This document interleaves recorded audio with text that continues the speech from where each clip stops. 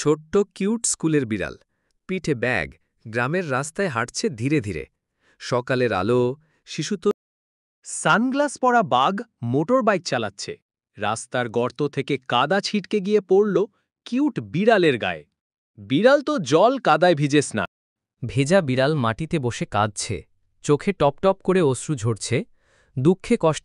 পিসিবহুল মানুষ, মুখে বিড়ালের মুখোশ। ভিজা বিড়ালকে কোলে তুলছে, স্নান করাচ্ছে।